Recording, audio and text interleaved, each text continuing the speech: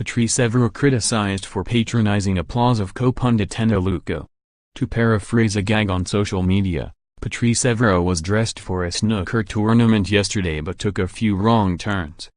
Judging from what followed, one of those turns walked him face first into the rack of cues while dropping a ball on his foot. Quite what the waistcoated Frenchman was thinking in his little exchange on ITV with Eni Aluko is anyone's guess, but making sense of this guy has never been straightforward. A World Cup mutiny here, kicking a fan there. But what a peculiar mess he landed himself in just a few minutes into coverage of Costa Rica-Serbia. Hardly a game to get folk talking, and in the end it was a few folk talking that overshadowed the game. In order, it went something like this. Aluko was discussing Costa Rica's scoring issues, spanning the absence of Joel Campbell to the poor form of Marco Reina in MLS. Evra warmed up with a very good that might have slipped unnoticed, and then, after Jackie Oatley agreed she is, indeed, good, Evra went a little further and did something else. He gave Aluko a round of applause.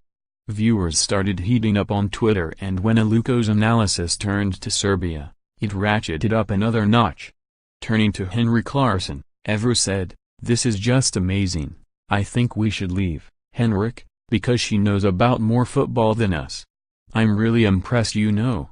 By halftime, he had a decent section of social media justifiably calling the episode sexist and questioning whether ITV should sack him.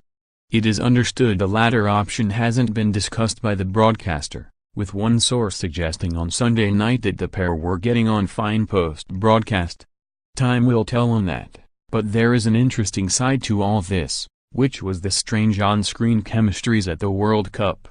None of the other spats qualified as a Twitter storm, but there has definitely been a cranking up of moods in the usually placid studios. The excellent Slaven Bilic responded to a question from Mark Pugac about VAR being used to spot a foul against Brazil by saying what most of us were thinking: "To be fair, I don't care." Two guffaws from Ian Wright, in his lime green away kit, and Gary Neville. It even raised a smile from Roy Keane. Possibly. Keane had been brought in alongside Lee Dixon and Bilic for Croatia v Nigeria. At one point, in discussing England and Gareth Southgate's decision to tell his squad the team 2 days before they faced Tunisia, Keane said, "Alex Ferguson and Brian Clough named the team 2 hours before kickoff. What helped me was I probably always knew I was starting.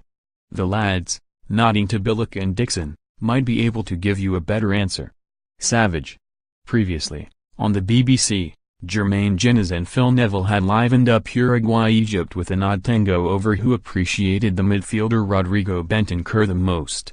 "Don't tell me how to play central midfield, Phil," Jenas snapped.